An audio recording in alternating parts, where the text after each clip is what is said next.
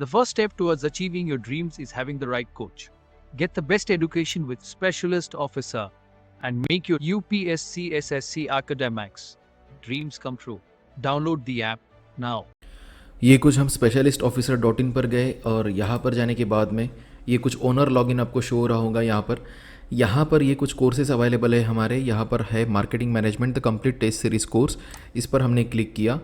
यहाँ पर आने के बाद में ये 199 में अभी ये कोर्स अवेलेबल हो रहा है। कंटेंट में चलते हैं। कंटेंट में आने के बाद में यहाँ पे टेस्ट वाले कंटेंट में अगर हम आते हैं तो यहाँ पर आपको बहुत सारा कंटेंट प्रोवाइड होगा। Easy level 60 question test 10 paper है। Then exam level 60 question test 12 है। Then test series on marketing abbreviation 3 है। Then test series on author theories and models 2 test बनाए गए हैं। और फिर उसके बाद में चालू हो रहे चैप्टर वाइज टेस्ट, मतलब चैप्टर 1 से लेकर यहाँ पर आपको टोटल कितना आएगा, यहाँ पर 23 चैप्टर्स यहाँ पर आपको शो होंगे। उसके बाद में आपको 60 question test on groups of 3 chapters, मतलब पहले 3 चैप्टर्स पे एक टेस्ट बनेगा, फिर चौथे 5वें 6वें चैप्टर पे और एक टेस्ट बनेगा। इस तरीके से 7 टेस्ट यहाँ पर अवेलेबल है। Then 60 question test on groups of 5 chapters, मतलब 5 चैप्टर्स के ऊपर एक टेस्ट बनाया जाएगा। ऐसे 5 टेस्ट यहाँ पर अवेलेबल है। Then 60 question test on groups of 8 chapters, मतलब 8 चैप्टर्स का एक ग्रुप करके वहाँ से आपको क्वेश्चंस निकालकर 60 क्वेश्चंस वाले आपको टेस्ट ली जाएगी। जैसे मैंने इसको ओपन किया तो देखिए यहाँ पर 8 चैप्टर्स का ग्रुप बनाकर यहाँ पर आपको क्वेश्चंस पूछे गए। तो ये 3 पेपर यहाँ पे अवेलेबल हैं। इस तरीके से आपका रिवीजन होने की पूरी गारंटी और वी कैन से कोशिश करी गई है यहाँ पर। देन यहाँ पर है test series on the brands of companies, तो अलग अलग कंपनीज़ के जो अलग अलग ब्रांड्स होते हैं उसके ऊपर भी क्वेश्चंस बनाए गए हैं, टेस्ट सीरीज़ बनाई गई है। क्योंकि किसी साल में ब्रांड्स के ऊपर क्वेश्चन पूछा गया था कि रैकेट बेनकाइजर के ऊपर क्वेश्चन आया था कि डेटॉल किस कंपनी का प्रोडक्ट है करके। Then companies test series on companies logo, then test series on brand ambassador, test series on UPI payment gateways and mobile application something, ऐसा कुछ होगा। ठीक है, तो यहाँ पर आपको अलग अलग टेस्ट सीरीज़ अवेलेबल हो रही है। जितनी आपकी रिक्वायरमेंट है उससे कई ज़्यादा यहाँ पर अवेलेबल हो रहा है। सबसे इंपॉर्टेंट चीज़ कि आपको, और बाकी सब तो यहाँ पर मतलब banks tagline, then companies tagline, then यहाँ पर इंग्लिश के वगैरह कुछ थोड़े बहुत आपको दिखेंगे, वो कुछ ज़्यादा नहीं है, बस ऐसे ही यहाँ पर अपलोड किए गए हैं। लेकिन द मेन कॉन्सेप्ट ये है कि आपको यहाँ पर चैप्टर वाइज टेस्ट अवेलेबल हो रहे। इसके अलावा आपको इजी लेवल 60 क्वेश्चन टेस्ट, ये भी एक्चुअली एग्ज़ाम लेवल ही है। किसी साल ये जो इजी लेवल 60 क्वेश्चन टेस्ट जो 10 टेस्ट यहाँ पर दिख रहे हैं ना, ये किसी साल क्या थे, ये किसी साल एग्ज़ाम लेवल के ही थे। लेकिन उसके बाद में हमने और 12 टेस्ट बनाए, तो उसको हमने इजी लेवल बना लिया और इनको एग्ज़ाम लेवल 60 क्वेश्चन टेस्ट बना लिया। मतलब आपको 10 + 12 मतलब 22 यूनिक पेपर्स आपको मिल रहे हैं। और इसके अलावा ये मार्केटिंग एब्रीवेशंस के ऊपर 3 टेस्ट है, मतलब बहुत, ये ऑथर थेरीज एंड मॉडल्स के ऊपर आपको 2 टेस्ट अवेलेबल हो रहे हैं। तो यहाँ पर आपकी एक बहुत अच्छी सी स्टडी हो सकती है। तो आगे बढ़ते कि किस तरीके से हम यहाँ पर स्टडी करने वाले हैं। तो सबसे पहले हम चैप्टर 2 में चलते हैं। यहाँ का मैं एक बहुत ही इंपॉर्टेंट क्वेश्चन लूँगा। चैप्टर 2 में हम मार्केटिंग स्ट्रैटेजीज टेस्ट 1 इसका प्रीव्यू लेते हैं। यहाँ पर मैं आपको एक क्वेश्चन एक्सप्लेन करूँगा। चलिए, ये सेकंड नंबर का क्वेश्चन हम करते हैं। फर्स्ट नंबर पे क्या है, वैल्यू चेन से ही रिलेटेड क्वेश्चन है। चलिए ठीक है, तो हम ये सेकंड नंबर का जो क्वेश्चन है, ये सिंपल क्वेश्चन है, इसको मैं एक्सप्लेन करूँगा। इसको मैं झूम इन करके आपको दिखाता हूँ। तो दोस्तों क्वेश्चन है, value chain analysis is proposed by dash in 1985 in his book competitive advantage. तो ये बुक है, लिखी किसने लिखी है, माइकल पोर्टर इन्होंने लिखी है। अब ये 1985 जो है, इसको याद कैसे रखोगे, ये 85 जो है ना, 8 + 5 13 होता है। और माइकल पोर्टर, अगर ये नाम अगर के इसके अगर लेटर्स अगर आप ध्यान में रखते हो तो ये 13 ही लेटर्स है। ठीक है, तो इस तरीके से आप ये साल याद रख सकते हो कि 1985 में वैल्यू चेन एनालिसिस प्रपोज किया गया था माइकल पोर्टर के थ्रू। उनकी बुक का नाम था कॉम्पिटिटिव एडवांटेज। देखिए, एक क्वेश्चन आया था एग्जाम में, वेल्थ ऑफ नेशन, ये बुक किसने लिखी है। ठीक है, तो इस तरीके के क्वेश्चंस आते हैं। इस वजह से आप ये कमेंट बॉक्स में बताइए कि वेल्थ ऑफ नेशन ये बुक किसने लिखी है। एंड ये जो बुक है कॉम्पिटिटिव एडवांटेज, ऐसे बुक्स के नाम आपको ध्यान में रखने हैं, सालों के नाम ध्यान में रखने हैं, 1985, एंड किस ऑथर ने कौन सी थ्योरी दी है ये आपको ध्यान में रखना होता है। So value chain analysis is proposed by Michael Porter 1985 competitive advantage, that is the book name. आगे बढ़ते हैं, इसका सॉल्यूशन देखते हैं। So we can divide the value creations and delivery sequence into 3 phases. पहला फेज है चूजिंग द वैल्यू, सेकंड है providing the value, and third है कम्युनिकेटिंग द वैल्यू। मतलब सबसे पहले आप वैल्यू क्या करते हो, चूज़ करते हो। अब वैल्यू का मतलब क्या है वो सबसे पहले समझिए। वैल्यू का मतलब होता है कि आप अगर कस्टमर को कोई चीज़ दे रहे हो, कोई प्रोडक्ट सेल कर रहे हो, तो वो ना तो कोई प्रोडक्ट है, ना ही वो कोई सर्विस है। आप उस कस्टमर को एक वैल्यू प्रोवाइड कर रहे हो और उस वैल्यू के बिहाफ में वो कस्टमर आपको जो मनी प्रोवाइड कर रहा है वो भी वैल्यू ही है, लेकिन वो कंपनी के पॉइंट ऑफ व्यू से वैल्यू हो गई। कस्टमर के पॉइंट ऑफ व्यू से वैल्यू क्या होगी? जो सर्विस या फिर प्रोडक्ट कंपनी कस्टमर को प्रोवाइड कर रही है, जो भी सारी चीज़ें, मतलब कॉम्बिनेशन ऑफ ऑल थिंग्स, उसे हम वैल्यू कहेंगे। तो यहाँ पर बोला गया है कि चूजिंग द वैल्यू, एक कंपनी वैल्यू कैसे चूज़ करेगी, मतलब उसे क्या चूज़ करना चाहिए, क्या प्रोडक्ट मार्केट में देना चाहिए। So first choosing the value is the homework marketer must do before any product exists. They must segment the market, select the appropriate target and develop the offering value positioning. Offering value positioning कहने का मतलब ये है कि ये एक तरीके का होमवर्क है। किसके लिए एक होमवर्क है? मार्केटर्स के लिए होमवर्क है। जब प्रोडक्ट एग्जिस्ट में नहीं होता है तब उन्हें क्या करना होता है? मार्केट की स्टडी करना होता है और स्टडी करके देखना होता है कि किस तरीके से कस्टमर की नीड है, उसे एग्जैक्टली क्या प्रोडक्ट चाहिए और क्या वैल्यू प्रपोजिशंस उसे उस प्रोडक्ट में चाहिए। फॉर एग्जांपल, अगर एक कंपनी मोबाइल मेकिंग कंपनी है तो अगर वो मार्केट का सर्वे करती है और उन्हें फाइंड होता है कि टू बी पर्टिकुलर एरियाज़ में ऐसा मोबाइल चाहिए कि जो चीप रेट में अवेलेबल हो, लेकिन उसका इंटरनेट जो है वो फास्ट में चले, उसमें 4G 5G वाला कनेक्शन हो, एंड मोस्ट ऑफ द लोगों की रिक्वायरमेंट ये है कि थोड़ा सस्ते में मिल जाए। तो इस तरीके से फिर वो कंपनी क्या करेगी? ऐसे वैल्यूज़ को फोकस करके बाकी जो वैल्यूज़ होती है, जैसे कैमरा हो गया, बाकी अदर वैल्यूज़ जैसे FM रेडियोज़, इन वैल्यूज़ को वो थोड़ा सा इग्नोर करेगी या फिर उसके ऊपर ज़्यादा कम फोकस करते हुए वो जो मेन वैल्यूज़ प्रोवाइड करेगी उस हिसाब से वो प्रोडक्ट क्रिएट करेगी। तो ये क्या होता है? एक तरीके का होमवर्क होता है। किसके लिए होता है? मार्केटर्स के लिए ये होमवर्क होता है प्रोडक्ट एग्जिस्ट में आने से पहले। सो चूजिंग द वैल्यू ये एकमात्र स्टेज ऐसी है, एकमात्र फेज ऐसी है कि जहाँ पर प्रोडक्ट एग्जिस्ट नहीं करता है। ठीक है, अब ये किस तरीके से होता है? Segmentation, targeting and positioning.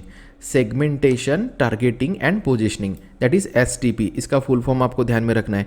गलती से एग्जाम में सेगमेंटिंग, टारगेटिंग एंड पोजिशनिंग इसके ऊपर क्लिक मत करना, सेगमेंटेशन होता है। ठीक है, is the essence of strategic marketing.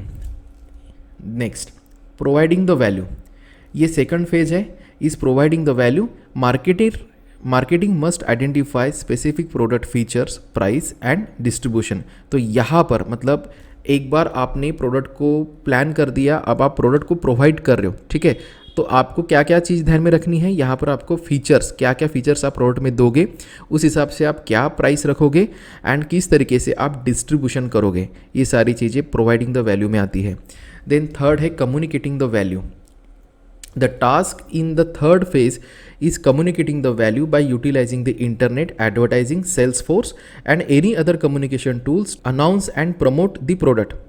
यहाँ पर बोला गया है कि हम क्या क्या यूज़ करेंगे? इंटरनेट, एडवर्टाइजिंग एंड सेल्सफोर्स, ये और जो भी अदर हम कम्युनिकेशन यूज़ कर सकते हैं, जो भी कम्युनिकेशन टूल्स यूज़ कर सकते हैं, जैसे FM हो गया, TV हो गया, न्यूज़पेपर हो गया, व्हाटएवर जो कम्युनिकेशन मोड हम यूज़ कर सकते हैं, इन सब का यूज़ करके हमें हमारे प्रोडक्ट को अनाउंस करना है और उसके अलावा उसका हमें प्रमोशन भी करना है। अब मुझे एक चीज़ बताइए, व्हाट इज सेल्सफोर्स? यहाँ पर दिया गया है internet, then advertising and then Salesforce. So what is Salesforce? Salesforce मतलब क्या? अगर हमें हमारे प्रोडक्ट को सेल्स फोर्सफुली करना है? जी नहीं। जैसे होता है ना पुलिस फोर्स, आर्मी फोर्स, उस तरीके से सेल्स फोर्स होता है। सेल्स फोर्स का सिंपल मतलब है सेल्स एम्प्लॉय। ओके, जितने ज़्यादा एम्प्लॉयज़ होंगे, सेल्स एम्प्लॉय होंगे, उतने तरीके से स्ट्रैटेजिक तरीके से सेल्स वाला एक्टिविटी किया जा सकता है।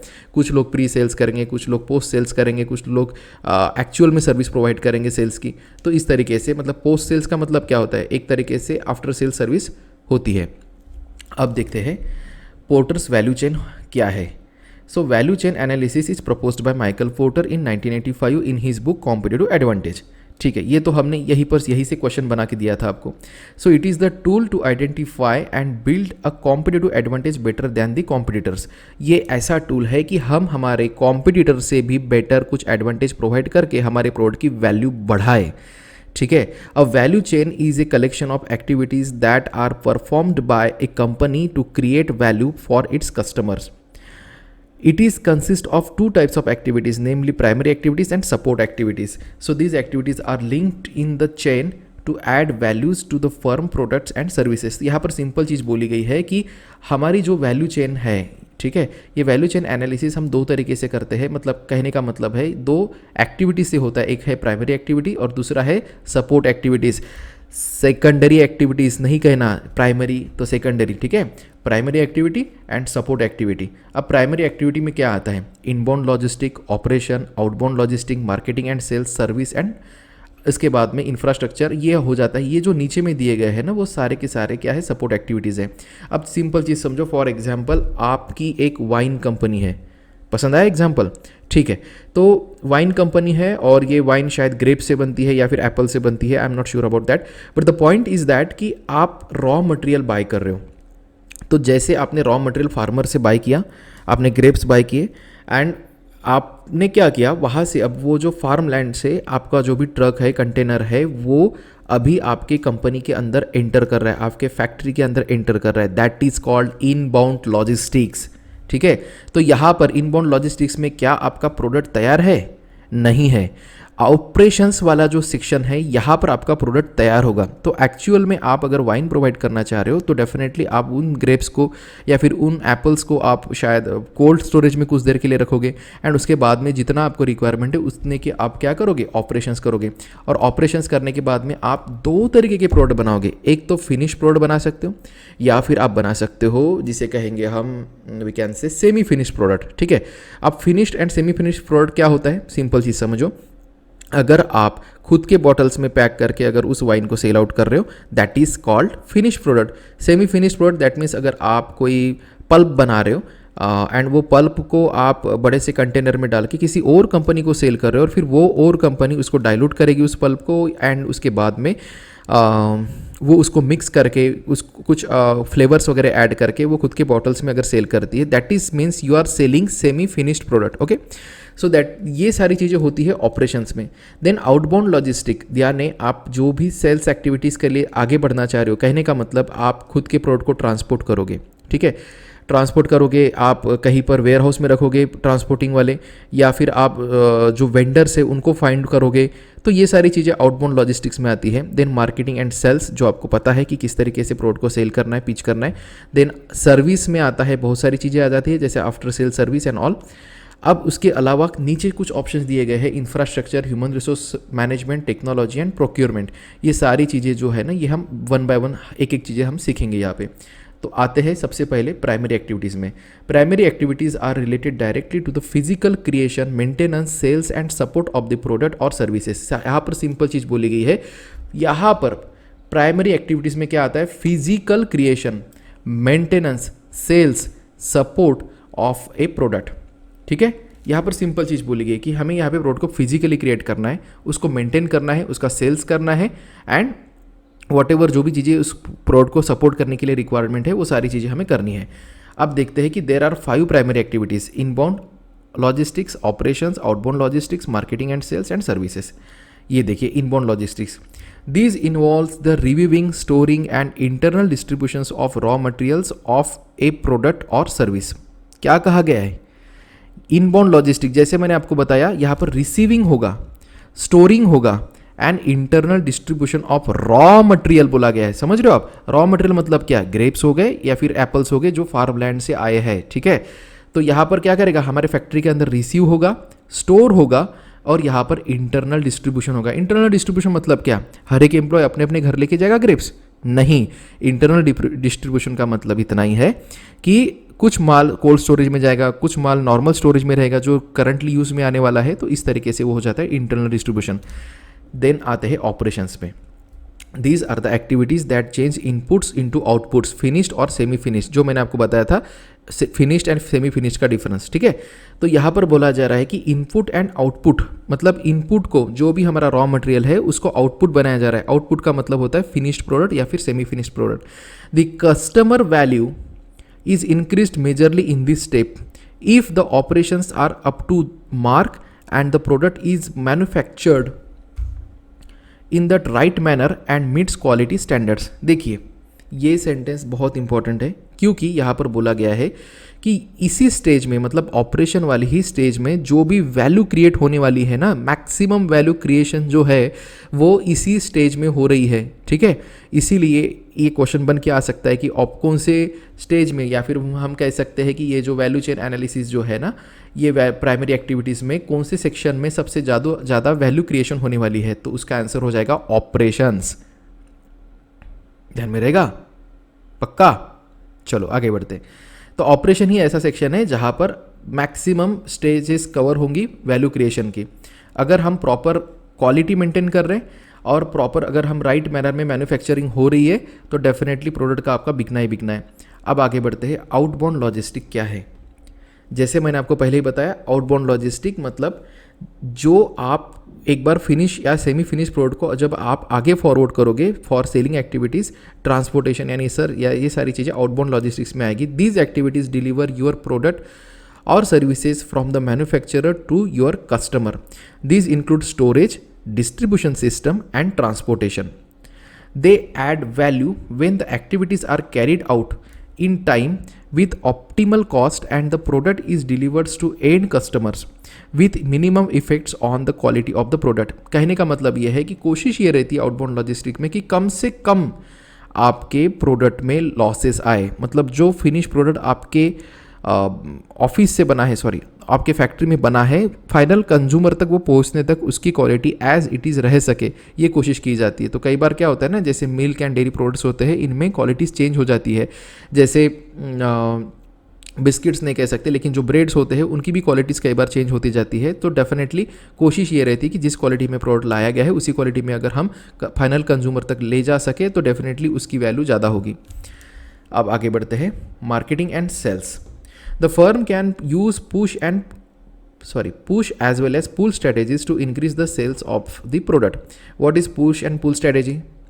देखिए, अगर इंश्योरेंस का प्रोडक्ट है तो डेफिनेटली उस कंपनी को, उस एम्प्लॉय को, एजेंट को अपने प्रोडक्ट को पुश करना पड़ेगा। क्यों करना पड़ेगा? क्योंकि कोई नहीं चाहता इंश्योरेंस बाय करना, हर कोई चाहता है कि हर किसी को लगता है कि वो मरने ही नहीं वाला है, राइट। तो सिनेरियो ये है कि जब भी इंश्योरेंस लाइक प्रोडक्ट होते हैं तो वहाँ पर पुश स्ट्रैटेजी यूज़ करना पड़ता है कि भैया ले लो, ठीक है। पुल स्ट्रैटेजी, जैसे फॉर एग्जांपल गदर 2 मूवी आया था या फिर कोई भी अगर मूवी पकड़ लीजिए, तो ऐसे मूवी के लिए प्री बुकिंग हो जाता है। कई बार अच्छे जो एडवांस वर्जन के मोबाइल्स आते हैं उनके लिए प्री बुकिंग हो जाता है, राइट। तो ऐसे प्री बुकिंग्स के लिए जो होता है ना, उसे कहेंगे, मतलब कंपनी की तरफ कस्टमर खुद से अट्रैक्ट होता है और वो खुद से वो आउटलेट्स में जाना पसंद करता है या फिर वो जो ऑनलाइन जो मोड्स होते हैं वहाँ पर जाकर वो बाय करना प्रीफर करता है। That is called the pull strategy. तो मार्केटिंग स्ट्रैटेजी में, मार्केटिंग एंड सेल्स में दो फर्म जो है वो दोनों स्ट्रैटेजीज यूज़ कर सकती है, push as well as pull strategy, ठीक है। The company exist to make profit and they can be increased by marketing and sales. Simple चीज़ है कि कंपनी का जन्म ही उसलिए होता है कि वो प्रॉफिट कमा सके। कोई भी कंपनी जो है वो एनजीओ अगर है वो अलग बात है, नॉर्मली कंपनी का profit making he point of view होता है, तो वो कोई ना कोई स्ट्रैटेजी यूज़ करेंगे और उसके लिए मार्केटिंग एंड सेल्स करना जरूरी है।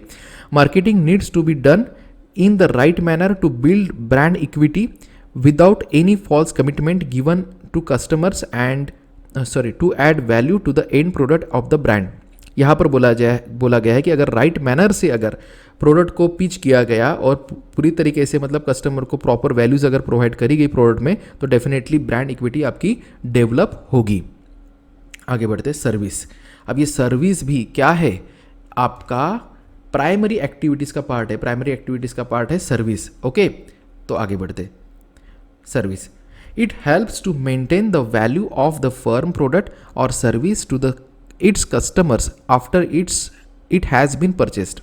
एक बार प्रोडक्ट परचेस हो गया उसके बाद में आफ्टर सेल्स सर्विस जो होती है वो बहुत ज़्यादा इंपॉर्टेंट हो जाती है।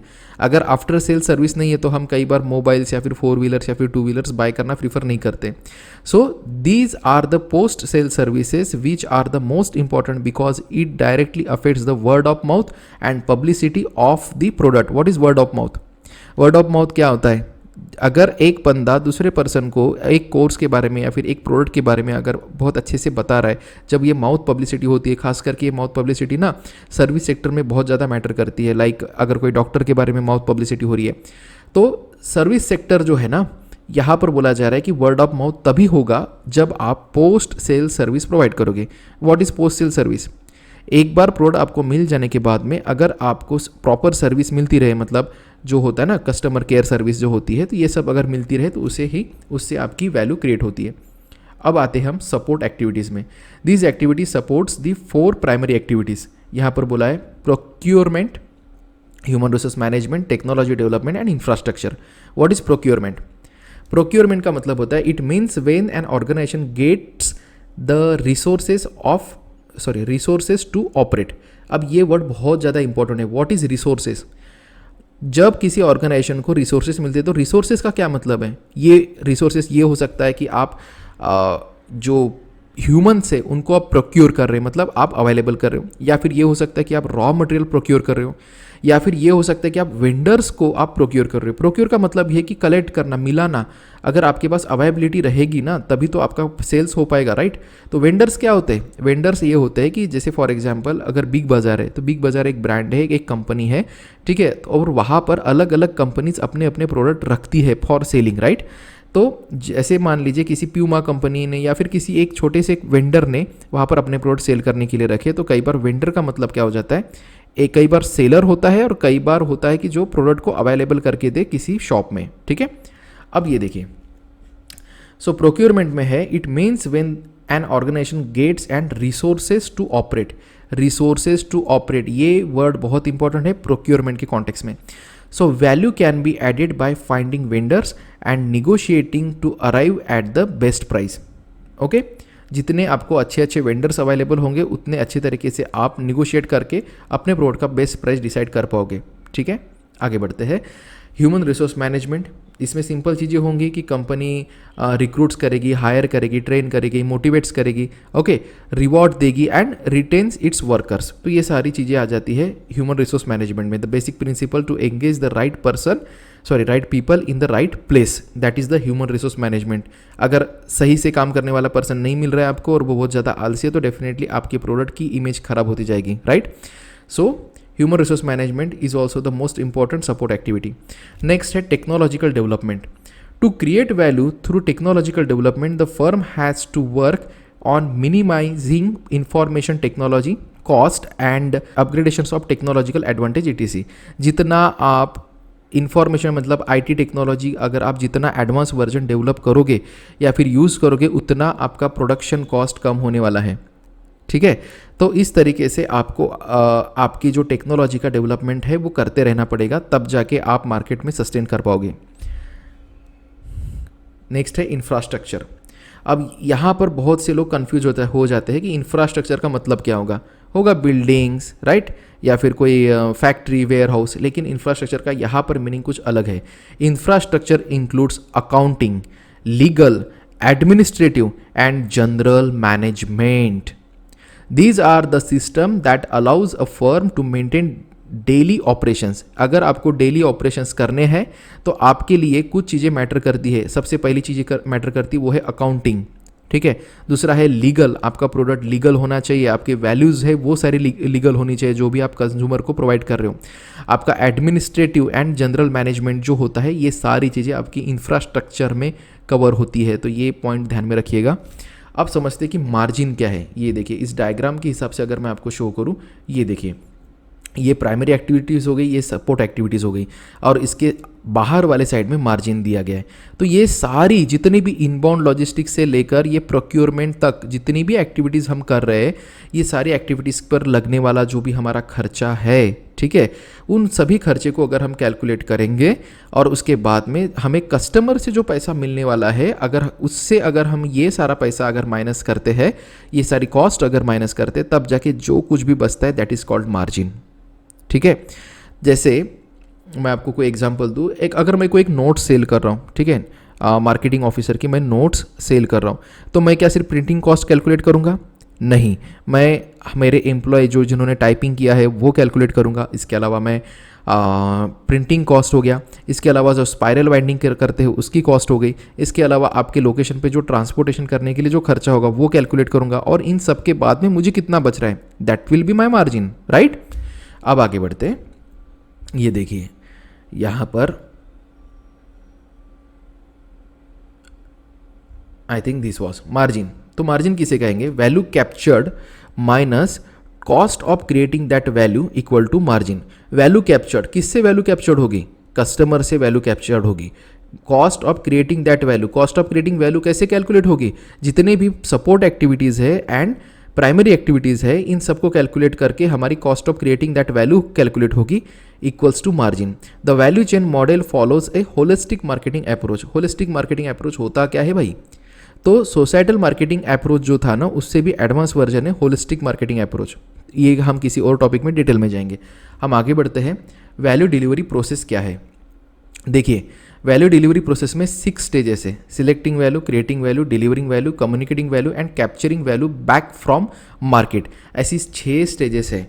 अब ये सारी स्टेजेस आपको याद रहना जरूरी है, क्योंकि क्या होता है ना, एग्जाम में ये पूछते हैं कि in value delivery process after delivering value what will be the next stage और नेक्स्ट प्रोसेस। तो हमें कहना होता है कम्युनिकेटिंग दी वैल्यू। तो इस तरीके से क्वेश्चन आते हैं और जितने भी डायग्राम्स अवेलेबल है सारे आपको रटने हैं, ठीक है। मार्केटिंग मैनेजमेंट की बुक से रटो, नहीं तो फिर हमारे कोर्स में से यहाँ से मतलब आप रटो, लेकिन आपको सीक्वेंस रटना है। अब यहाँ पर सबसे बड़ा कंफ्यूज करने वाला पॉइंट क्या है वो समझिए। हमने कुछ चीज़ें ऑलरेडी पढ़ चुके हैं। सिलेक्टिंग वैल्यू क्या है, क्रिएटिंग वैल्यू क्या है, डिलीवरिंग वैल्यू क्या है एंड कम्युनिकेटिंग वैल्यू क्या है। ये सारी चीज़ें हमने पढ़ ली है, लेकिन पढ़ी है हमने, बहुत ऊपर पढ़ी है, ठीक है। स्टार्ट में ही पढ़ा है, आप रिपीट वीडियो देख लीजिएगा। तो अब हम यहाँ पर कुछ चीज़ें समझते हैं। सिलेक्टिंग वैल्यू मतलब ये तो टाइम होता है कि जब मार्केटर्स खुद होमवर्क करता है, ठीक है, उसके पास में कोई प्रोडक्ट नहीं होता है। यही एक स्टेज होती है जब उसके पास प्रोडक्ट नहीं होता है। क्रिएटिंग वैल्यू मतलब प्रोडक्ट क्रिएट करना, वैल्यू क्रिएट करना। डिलीवरिंग वैल्यू, अब यहाँ पर देखिए, आप पहले वैल्यू को डिलीवर करोगे, उसके बाद में उसको कम्युनिकेटिंग वैल्यू करोगे। ये तो गलत लग रहा है ना, नहीं लग रहा है क्या कि आप पहले प्रोडक्ट को डिलीवर कर रहे हो और उसके बाद में आप उस वैल्यू को कम्युनिकेट कर रहे हो? तो चीज़ समझो, कन्फ्यूजन में मत रहो। देखो, डिलीवरिंग वैल्यू क्या होता है कि जब आपने जो भी प्रोडक्ट बनाया है, अगर वो सारी वैल्यूज़ अगर आप फॉर एग्जांपल देखिए, कभी भी क्या होता है ना, जब आप कंपनी क्या करती है, अपना प्रोडक्ट पहले नियर मोस्ट शॉप्स में अवेलेबल करती है, नियर मोस्ट मॉल में अवेलेबल करती है, और उसके बाद में वो लोकल पेपर्स में ऐड देती है कि भैया ये प्रोडक्ट अवेलेबल हो चुका है, आप जाइए नियर मोस्ट मॉल में, वहाँ से परचेस कर लीजिए, राइट। तो उसे कहेंगे कि सबसे पहले आपको वैल्यू को डिलीवर करना है। कहाँ पर डिलीवर करना है? वेंडर्स के पास में या फिर शॉप्स के पास में, रिटेलर्स के पास में आपको ये सारा आपका वैल्यू डिलीवर करना पड़ेगा, और उसके बाद में आप लोगों को प्रमोशन एक्टिविटीज़ करके कम्युनिकेट कर सकते हो। और capturing value back from market क्या होता है कि जब आप उस वैल्यू को, मतलब आपने प्रोडक्ट की वैल्यू तो दे दी लोगों को, ठीक है, आपने आपके जो फीचर्स वगैरह कॉम्बिनेशन करके एक वैल्यू मार्केट में सेल करी है, और उसके बाद में जब कस्टमर आपको कुछ पैसे देते हैं, वो हो जाता है capturing value back from market. Then enhancing the value, मतलब जब कस्टमर अपने साइड से कोई फीडबैक देता है, रिटेलर फीडबैक देता है, या फिर कोई होलसेलर अगर आपको कोई फीडबैक देता है एज अ कंपनी, तो आप उसके बाद में आपके वैल्यूज़ में आप एनहांसिंग करते हो बाय टेक्नोलॉजिकली और by what ever the requirement of the company, not company, customer. So in that way enhancing the value. ये सारी 6 स्टेजेस है, सारी की सारी सीक्वेंस में याद रखिएगा। और ये क्रिएटिंग वैल्यू, उसके बाद में डिलीवरिंग वैल्यू होता है, ये चीज़ तो स्पेसिफिकली आपको याद में रखना है। सॉरी, क्रिएटिंग वैल्यू ने, डिलीवरिंग वैल्यू के बाद में कम्युनिकेटिंग द वैल्यू होता है, ये चीज़ आपको ध्यान में रखना है।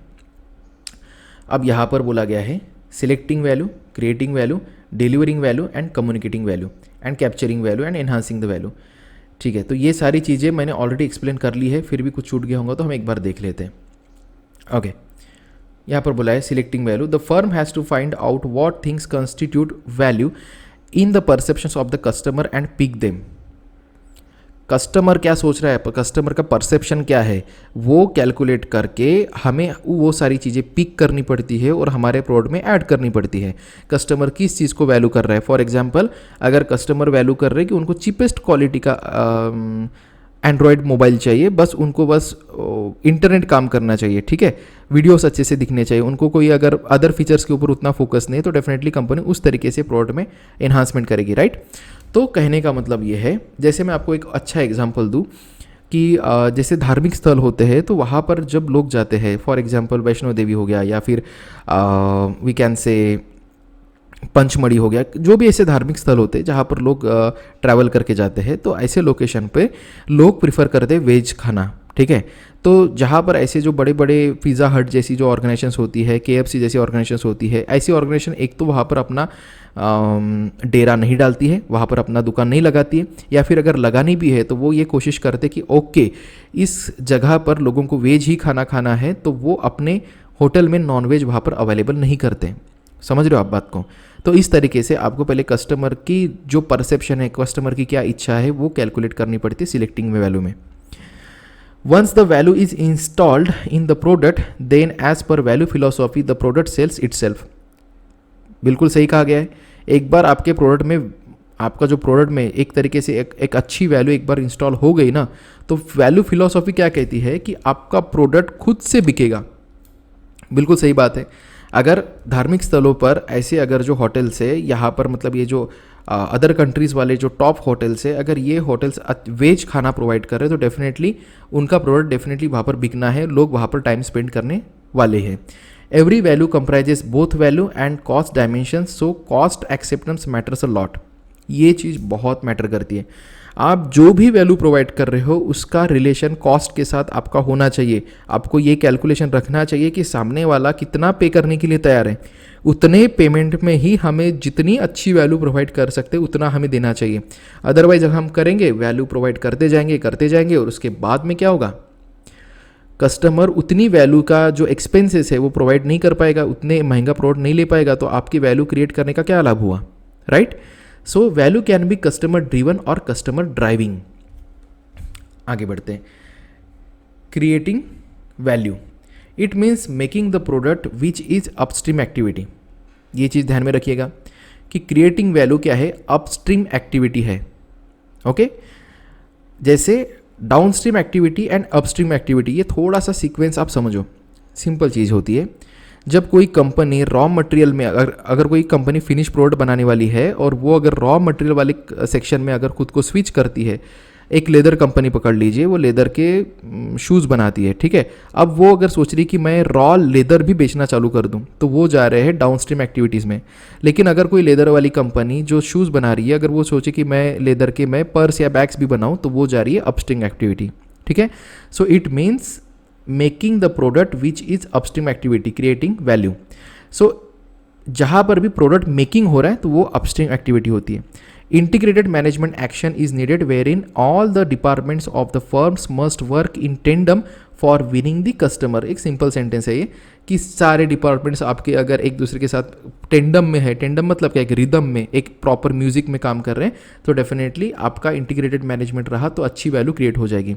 The challenge is to bring in innovation everywhere so that the selected value is build up in the product.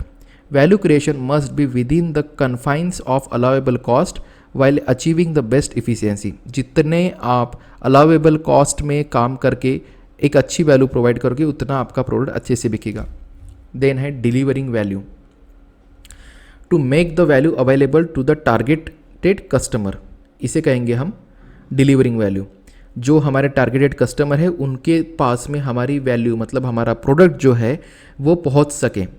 The firm should pack value into its process and each of the four coming activities. Each customer contact point in personal communication, telephone conversation, interaction through the internet, customer supports is an opportunity for enhancing the finally delivered value. जितना आप, यहाँ पर simple चीज़ बोली गई है कि जितना आप इन पर्सनल कम्युनिकेशन कर पाओगे, टेलीफोन कन्वर्सेशन कर पाओगे, इंटरेक्शन कर पाओगे, इंटरनेट या फिर कस्टमर सपोर्ट्स का आप यूज़ कर पाओगे, उतना आप उस कस्टमर की बेसिक नीड को आप समझ पाओगे। एंड उस हिसाब से जब आप प्रोडक्ट में चेंजेस करोगे तो डेफिनेटली आप एक अच्छी वैल्यू डिलीवर करोगे, ठीक है। नेक्स्ट आते हैं communicating the value. The firm first has to work on its value propositions and then communicate it to the customer. In value proposition, the firm has to explain its unique selling points and how the offer matches the requirements of the customer and how it best among all the competing offers. देखिए दो चीज़ होती है, एक होता है USP, ठीक है, एक होता है पॉइंट ऑफ पैरिटी एंड एक होता है पॉइंट ऑफ डिफरेंस। ओके, अब देखिए पॉइंट ऑफ पैरिटी मतलब क्या होता है कि जब आपका प्रोडक्ट दूसरे कंपनी, मतलब दूसरे कॉम्पिटिटर के प्रोडक्ट के साथ में मैच कर जाता है, सारे फीचर्स एक जैसे हो जाते हैं, that is called as point of parity. लेकिन जब आपका प्रोडक्ट में पॉइंट ऑफ डिफरेंस भी आ जाता है, मतलब आपके प्रोडक्ट में कुछ ऐसी चीज़ है, ऐसी डिफरेंशिएशन है, ऐसा कुछ यूनिक चीज़ है कि जिस वजह से आपका प्रोडक्ट अलग है। फॉर एग्जाम्पल जब पुराने टाइम पे नॉर्मली 12 मेगापिक्सल 18 या 20 मेगापिक्सल वाले कैमराज रहते थे, मतलब मोबाइल के, तो उसके बाद में आए फिर 64 मेगापिक्सल के कैमरा आ गए, अभी तो और भी ज़्यादा आ चुके हैं। द पॉइंट इज़ कि जब 64 मेगापिक्सल का कैमरा आ चुका था तब बहुत ही अलग क्रेज़ हो चुकी थी, और उन्होंने क्या किया था, एमआई ने या फिर किसी भी ऑर्गेनाइजेशन ने, ओप्पो ने वगैरह, कि खुद की एक अलग पॉइंट ऑफ डिफरेंस बना लिया था। ठीक है, तो कम्युनिकेटिंग वैल्यू कब होती है, जब आप पॉइंट ऑफ पैरिटी के साथ साथ पॉइंट ऑफ डिफरेंस देकर आप आपका यूनिक सेलिंग प्रपोजिशन, यहाँ पर यूनिक सेलिंग पॉइंट जो है उसे आप अच्छे से जब एक्सप्लेन कर पाते हो, तब जाके आपकी वैल्यू अच्छे से कम्युनिकेट होती है और कस्टमर आपके प्रोडक्ट की तरफ कन्विंस हो जाते हैं। This can be explained by the both mass ATL and the personal BTL communication components. अब ये एटीएल बीटीएल क्या है, above the line, below the line and TTL होता है। आप कमेंट बॉक्स में बताओ कि टीटीएल क्या होता है, और ये सारी चीज़ें हम बहुत डिटेल में समझेंगे। अभी बेसिक समझो, एटीएल मतलब अबाउ द लाइन, जहाँ पर आप मास लोगों को टारगेट करके कम्युनिकेशन कर रहे हो। ठीक है, तो ये कम्युनिकेशन कैसे होगा, टीवी से हो सकता है या फिर रेडियो से हो सकता है, मतलब बड़े से लेवल पर ये हो सकता है। बीटीएल मतलब क्या होता है, बिलो द लाइन, मतलब सिंपल चीज़ होती है कि जैसे आप लोकल न्यूज़पेपर का यूज़ कर लो, मैगजीन्स का यूज़ कर लो, या फिर छोटे से स्ट्रीट प्लेस का यूज़ कर लो, और वहाँ पर आप जब कम्युनिकेट करते हो पर्सनल लेवल पे, that is called the BTL. अब ये टीटीएल जो है, थ्रू द लाइन, वो क्या है, वो आप कमेंट बॉक्स में बताओ। Okay, so it can also be done through effective labelling. जितनी अच्छी लेबलिंग होगी, अच्छी पैकिंग होगी, उसके थ्रू भी अच्छी से कम्युनिकेशन ऑफ द वैल्यू होती है। Capturing value from the market, यहाँ पर सिंपल चीज़ें चल रही है। एक कि जितना भी मतलब आपने प्रोडक्ट में वैल्यू प्रोवाइड करी है, उसके बदले में जब आप प्राइस कस्टमर से लेते हो, that is the capturing value back from the market. अब हम इसे समझते हैं।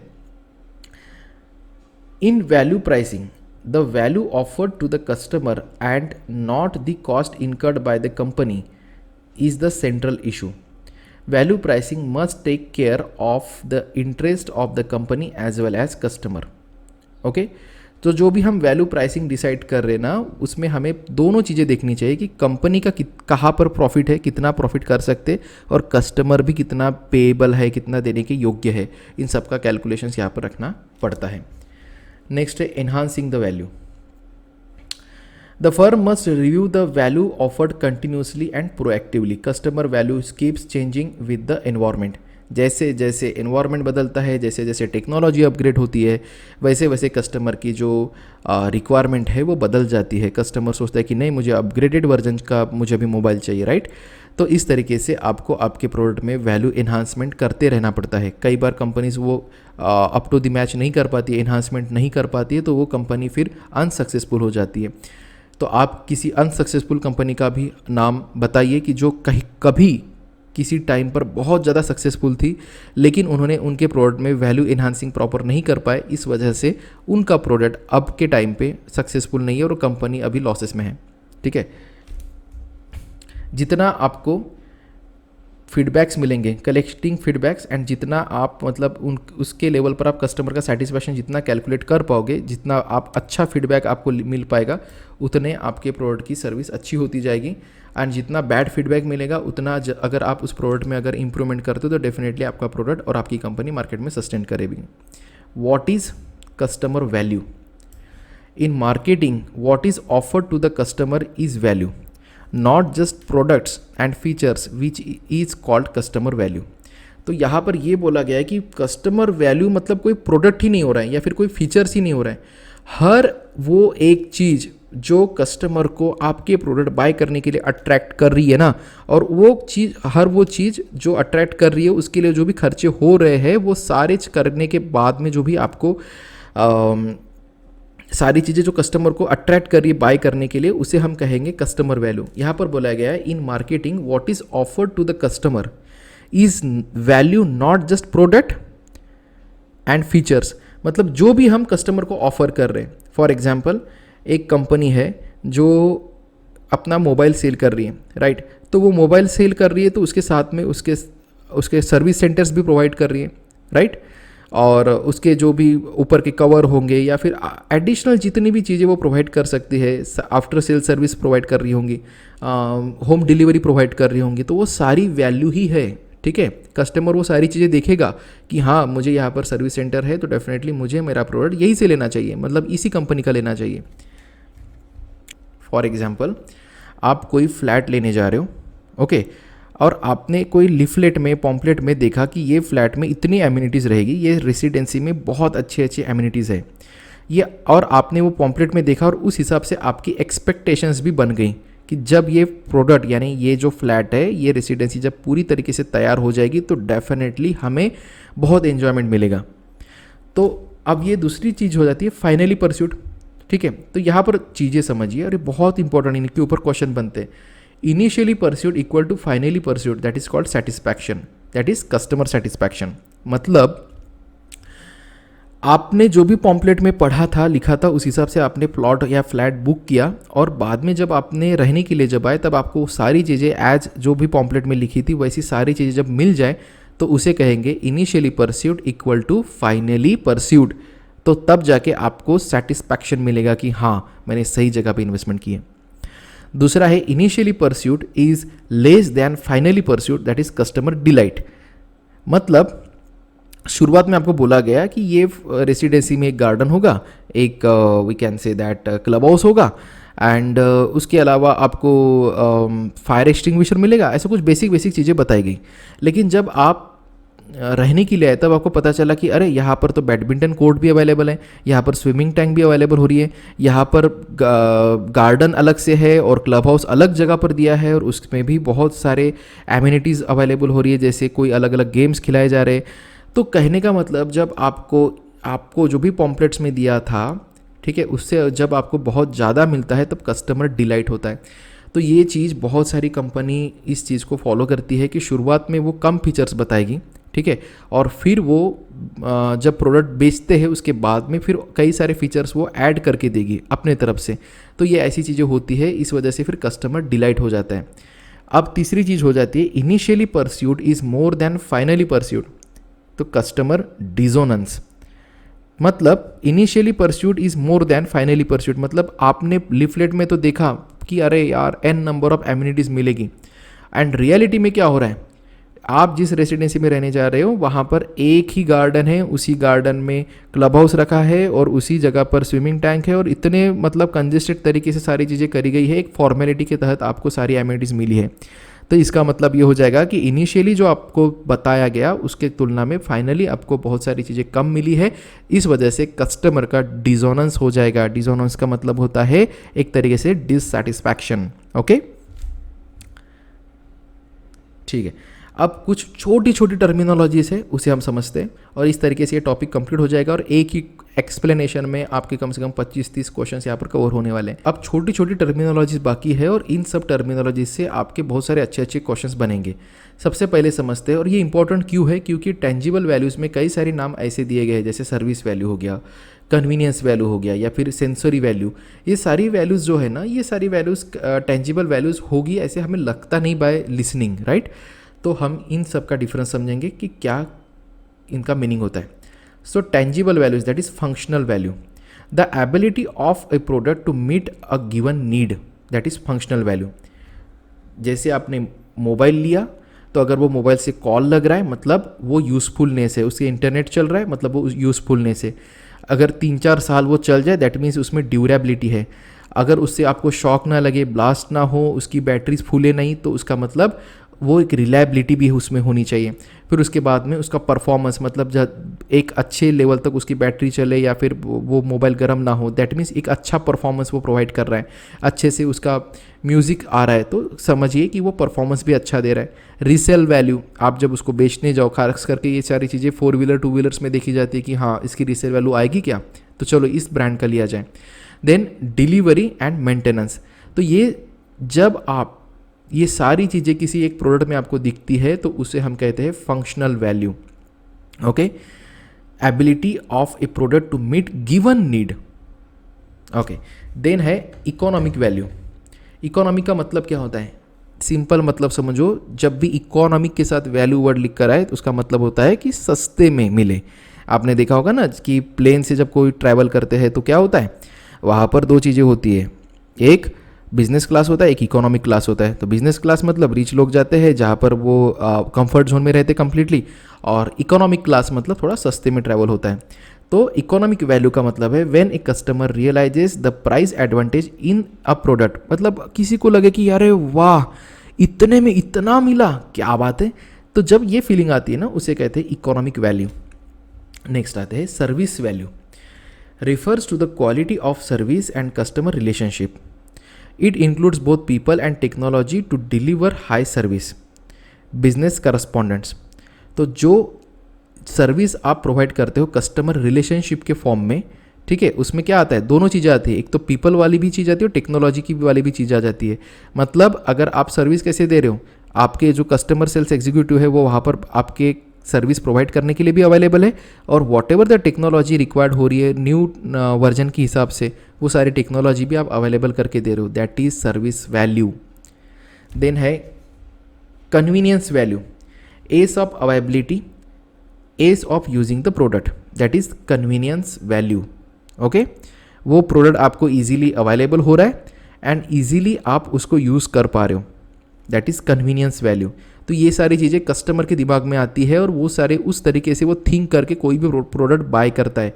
अगर उसे लगे कि यार नहीं यार वो अवेलेबल नहीं होगा वो प्रोडक्ट अपने को जल्दी, 2 महीने तो लगेंगे इस प्रोडक्ट को आने में, ठीक है, तो वो क्या करेगा, कोई और प्रोडक्ट बाय कर लेगा।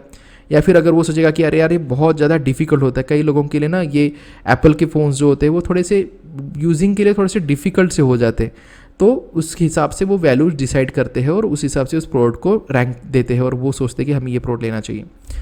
अब है सेंसरी और एस्थेटिक वैल्यू। देखो सेंसरी में यहाँ पे सेंस वर्ड आ गया, ठीक है, तो यहाँ पर 5 सेंस की बात करी जा रही है। सबसे पहली सेंस है taste, look, smell, sound and touch. तो सेंसरी वैल्यू को एस्थेटिक वैल्यू भी कहा गया है। Aesthetic value refers to the overall packaging and presentation of the product common in rural area. देखिए क्या होता है ना, रूरल एरिया में मोस्ट ऑफ द लोग जो होते हैं वो एक वर्कर वाले कैटेगरी के होते हैं, वो फार्म वर्क करते हैं या फिर वो बिल्डिंग्स वर्क करते हैं वॉटेवर, लेकिन वो एक वर्किंग वाले कैटेगरी के होते हैं। अब ये उनका प्रॉब्लम ये होता है कि उनका काम थोड़ा धूल मिट्टी वाला हो जाता है, इस वजह से वो प्रीफर करते हैं कि थोड़े डार्क कलर के कपड़े लिए जाएँ ताकि वो जल्दी मैले ना हो या फिर मैले हो जाए तो वो दिखे नहीं। और वही अगर आप सिटी एरियाज़ में आओगे तो आपको डिसेंट कलर में फोकस दिखेगा, light blue, light green, light yellow, light pink, right, ऐसे कलर के लोग शर्ट या फिर ड्रेसेस या फिर टॉप्स पहनेंगे, राइट। तो इस तरीके से होता है, जिस एरिया में जैसी रिक्वायरमेंट है उस हिसाब से अगर आप प्रोडक्ट को पिच कर रहे हो तो डेफिनेटली उस प्रोडक्ट को वैल्यू करेंगे। तो ये जो सेंसरी वैल्यू है, look, smell, sound and touch and taste, ये सारी चीज़ें मैटर करती है सेंसरी वैल्यू में, और ये कॉमन इन रूरल एरियाज। जैसे फॉर एग्जांपल रूरल एरिया में अगर फॉर एग्जांपल कोई कंपनी आ रही है जो कोई टकाटक बना रही है या फिर कोई जो होती है जिसे क्या कहते हैं कुरकुरे होते हैं, तो वो लोग अगर रूरल एरिया को अगर टारगेट कर रहे हैं ना तो उनका पैकेजिंग रहेगा ना इस भड़कीले कलर में रहेगा, थोड़ा डार्क कलर में रहेगा, डार्क ब्लू, डार्क ग्रीन, ठीक है। और कोई डिटर्जेंट अगर रूरल एरिया को टारगेट किया जा रहा है तो उनका कलर कॉम्बिनेशन ऐसे बहुत ज़्यादा डार्क कलर में रहेगा। लेकिन अगर कोई जैसे फॉर एग्जांपल देखिए आपको एरियल वगैरह दिखेगा ना, वो थोड़ा रिच लोगों के लिए है तो वो वाइट कलर में एरियल दिखेगा, और वहीं पर अगर आपको रीन बार या फिर रीन पाउडर दिखेगा तो वो या फिर निरमा रहेगा तो वो थोड़ा सा डार्क, रीन का मैंने दिखाया जाता था बहुत ज़्यादा ब्लू कलर में डार्क कलर में रहता। तो जो थोड़े गरीब लोगों को या फिर रूरल एरिया को जब टारगेट किया जाता है तो डार्क कलर्स यूज़ किए जाते हैं, तो so that is called the sensory value. Okay, then आगे बढ़ते हैं product form value. When a product is offered in a different form, it gives new values and benefits. Liquid, powder, bar, jelly, etc. जैसे अभी क्या चल रहा है, अभी रेनी सीजन चल रहा है, तो इस वक्त में जो भी डिटर्जेंट होते हैं, सॉरी नॉट डिटर्जेंट, जो बर्तन वाली जो बार होती है ना वो जल्दी सूखती नहीं है, ठीक है। तो अगर व्हील कंपनी ने अगर या फिर what ever the Vim bar, sorry, तो वीम बार ने अगर वीम का लिक्विड सैशेट ला लिया या फिर पाउडर फॉर्म में ला लिया तो डेफिनेटली वो मतलब जो प्रॉब्लम चल रहा था कि ये सूखना चाहिए, ठीक है, तो ये प्रॉब्लम तो वहाँ से निकल गया। अब प्रोडक्ट तो एक ही है लेकिन अलग अलग फॉर्म में अवेलेबल हो रहा है, तो इस वजह से उस प्रोडक्ट की तरफ बहुत ही ज़्यादा अट्रैक्शन बढ़ जाता है कि वाह ये बहुत बड़ा टॉप ब्रांड बन चुका है, देखिए इतनी वेराइटी में ये प्रोडक्ट अवेलेबल हो रहा है। So when A product is offered in a different form, it gives new value and benefits, that is liquid, powder, bar, jelly, etc. Now intangible values, एक है social value, refers to social acceptance of a product, समाज ने, society ने उस product को accept करना चाहिए, that is social value. Then अगर समाज उस प्रोडक्ट को एक्सेप्ट नहीं कर रहा है तो हम क्या करेंगे, अरे नहीं यार लोगों को अच्छा नहीं लगेगा, लोगों के सामने मैं ये प्रोडक्ट कैसे पहन के जाऊँ या फिर कैसे यूज़ करूँ, right, that is social value. Then prestige and status value, ये बहुत मैटर करता है और इसका फ़ायदा उठाती है 4 व्हीलर वाली कंपनीज़, क्योंकि उनको पता है कि किसी भी पर्सन को 2 लाख, 1.5 लाख, 1.5 लाख, 2 लाख वाली 4 व्हीलर नहीं चाहिए, ठीक है। तो वो क्या करेंगे, वो उसी गाड़ी में थोड़ा बहुत वो अपग्रेडेशन करके देकर उसकी वैल्यू कर देंगे 6 लाख, 8 लाख, 10 लाख। फिर ये सामने वाला प्रेस्टीज से बताएगा कि हाँ मैंने 10 लाख की गाड़ी ली है भाई, okay, that is called prestige and status value. Then आता है sentiment value. It is the capability of a product to stimulate some sentiments, past memories, that is sentiment value.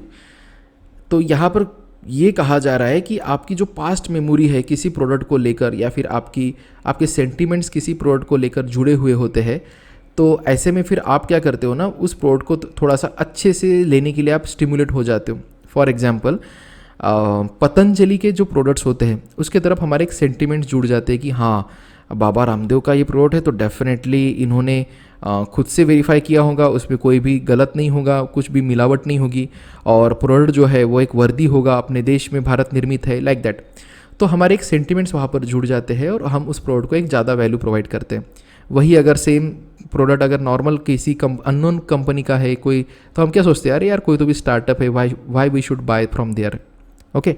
Now experience value refers to the way of delivering value, okay, that is experience, whatever जो भी आपको experience आता है ना, कोई भी product हो। यहाँ पर एयरलाइंस का एग्जांपल दिया है, समझो आप किसी एयरलाइन से ट्रैवल कर रहे हो एंड वहाँ पर जाने के बाद में आपको सर्विस बिल्कुल नहीं मिली, ना आपको किसी ने चाय के लिए पूछा, ना वहाँ पर कोल्ड ड्रिंक्स के लिए पूछा गया, ना आपको कोई बिस्किट्स मिले, और ना ही आपको कोई सेफ्टी बेल्ट्स या फिर वॉट एवर द इंस्ट्रक्शंस होती है। तो ये सारी चीज़ें आपको अगर वहाँ पर सर्विस नहीं मिली, बस सोचा गया कि एक 1-1.5 घंटे की फ़्लाइट है, इसमें क्या करना चाहिए, ठीक है, एंड आप वहाँ पर जा रहे हो, सीट पे बैठ रहे हो, तो वो सीट भी प्रॉपर आपको नहीं मिल रही है, हाइजीन प्रॉपर नहीं है, तो आपका एक्सपीरियंस क्या हो जाएगा उस एयरलाइन की तरफ, बहुत ख़राब एक्सपीरियंस हो जाएगा। और फिर आप 10 लोगों को बताओगे कि अरे भाई वहाँ से मत जाना, वो बहुत गलत है। तो जो आपको एक्सपीरियंस आता है, और वहीं पर अगर आपको बहुत ऐसा स्मूथ, अगर आपको बैठने वाली चीज़ें मिल गई, सीट मिल गई अच्छे से, उसके अलावा आपको लोगों की कंपनी भी अच्छे सोफिस्टिकेटेड लोग वहाँ पर दिखे, इसके अलावा आपको मतलब जो भी एयर होस्टेस या फिर जो भी लोग वहाँ पर अवेलेबल थे उन्होंने अच्छे से सर्विस प्रोवाइड करी, आपको फूड अवेलेबल हुआ, कॉम्प्लीमेंट्री बहुत सारी चीज़ें मिली, तो डेफिनेटली आपका एक्सपीरियंस बहुत अच्छा हो जाएगा और उस तरीके से आप उस प्रोडक्ट को, उस सर्विस को वेटेज दोगे और उसके हिसाब से आपके लिए वो वैल्यू मैटर करेगी। देन है belief value, refers to the religious and cultural beliefs of the customer. तो हर किसी का कुछ ना कुछ बिलीफ होता है और वो कई बार बिलीफ सच्चा होता है, झूठा होता है, वॉट एवर, लेकिन कई बार कल्चरल बिलीफ्स होते हैं, रिलीजियस बिलीफ्स होते हैं, और उस बिलीफ के वजह से हम कोई प्रोडक्ट लेते हैं। जैसे मोती साबन आती है, ठीक है, तो जैसे दिवाली के टाइम पे ऐसा माना जाता है कि अभ्यंग स्नान करना चाहिए, ठीक है। तो ये अभ्यंग स्नान जो है वो तो पुराने ज़माने में होता था, लेकिन फिर मोती साबन ने क्या लाया मार्केट में कि यहाँ पर मतलब इस साबन से अगर आप नहा रहे हो तो आपका अभ्यंग स्नान हो जाएगा, राइट। तो अब लोगों का बिलीफ बन चुका है कि हाँ ये साबन से ही अभ्यंग स्नान होता है। तो अब लोग क्या करते हैं, जब भी दिवाली आती है मोती साबन की ऐड टीवी पे चलना चालू हो जाती है, पूरे साल भर नहीं होगी उसकी उतनी ऐड, ठीक है। और जैसे वो जो सीज़न आता है 1 महीने का, उसमें लोग भर भर के मोती साबन बाय कर लेते हैं एंड यही हो जाता है बिलीफ वैल्यू। यहीं पर हम रुक रहे हैं। आपको लगेगा कि ये देखिए अभी यहाँ पर BCG मैट्रिक्स दिख रहा है, तो ये BCG मैट्रिक्स क्यों दिख रहा है, हमने ये सारे जो ऑप्शंस दिए थे तो हमने इस एक्सप्लेनेशन में माइकल पोर्टर के दिए हुए थेरीज़ के साथ साथ बाकी सारी जो भी थेरीज़ दी है उनका भी एक्सप्लेनेशन यहाँ पर प्रोवाइड होगा। अगर मैं डायरेक्टली नीचे जाके दिखाऊँ तो ये देखिए ये BCG मैट्रिक्स यहाँ पर अवेलेबल है, ओके। उसके बाद में उसके नीचे मैं आऊँगा, ये देखिए मोटिवेशनल थेरीज चालू हो गई। ये देखिए यहाँ पर ये तीनों थेरीज यहाँ पर प्रोवाइड की जा रही है। इतना डिटेल में आपको कहीं पर भी एक्सप्लेनेशन नहीं मिलेगा। और सबसे मोस्ट इंपॉर्टेंट चीज़ क्या होती है ना हमारे ये टेस्ट सीरीज़ की, यहाँ पर जब जब ये क्वेश्चन रिपीट होगा वैल्यू चेन एनालिसिस, तब तब आपको वैल्यू चेन एनालिसिस से रिलेटेड जितना भी कंटेंट इस एक्सप्लेनेशन में प्रोवाइड हुआ है वही एक्सप्लेनेशन हर बार हर क्वेश्चन में आपको अवेलेबल होगा। इसका मतलब आपको बार बार नोट डाउन करके या फिर नोट्स बनाने की रिक्वायरमेंट नहीं है, ठीक है। तो इस वजह से आपका टाइम बच जाता है। और इतने डिटेल में अगर आपको एक्सप्लेनेशन मिल रहा है तो मेरा आपको सिंपली सजेशन है कि बुक्स पढ़ने में या फिर वी कैन से दैट अलग अलग टेस्ट सीरीज़ में छोटे छोटे क्वेश्चंस लगाने में आप टाइम मत गवाइए। डायरेक्टली ये कोर्स बाय करके यहाँ से आप इतने सारे मतलब 190 टेस्ट दिख रही है छोटी बड़ी मिला के, अगर उतनी भी नहीं है, अगर मैंने इंग्लिश रीजनिंग के जो भी मैंने टॉपिक्स वहाँ पर ऐड किए, अगर मैंने सारा कैलकुलेट कर लिया, कुछ आपको 22-23 तो बड़े पेपर मिल रहे हैं, उसके बाद में आपको छोटे छोटे चैप्टर वाइज वगैरह पेपर सब मिला के आपको अगर यहाँ पर अगर 150 भी पेपर अगर आपको अवेलेबल हो रहे हैं छोटे बड़े मिला के सब कुछ, तो आपको यहाँ पे बहुत डीप में स्टडी होगा। ठीक है, अलग अलग बुक्स बाय करने में और अलग अलग टेस्ट सीरीज़ बाय करने में वक्त और पैसा गवाओ मत। डायरेक्टली यहाँ से आप पढ़ाई स्टार्ट करो। एक बार जब आपको कॉन्फिडेंस आ जाए कि हाँ मुझे अभी सब कुछ आ रहा है, उसके बाद में आप बाकी सब लोगों की टेस्ट सीरीज़ बाय कर सकते हो और आपकी स्टडी कंटिन्यू करके वेराइटी का आप नॉलेज, वेराइटी के क्वेश्चंस का आप नॉलेज ले सकते हो। तो इस वीडियो में इतना ही, मिलते हैं अगली वीडियो में किसी और इंटरेस्टिंग एंड इम्पॉर्टेंट क्वेश्चन के साथ। तब तक के लिए धन्यवाद। The first step towards achieving your dreams is having the right coach. Get the best education with specialist officer and make your UPSC SSC academics dreams come true. Download the app now.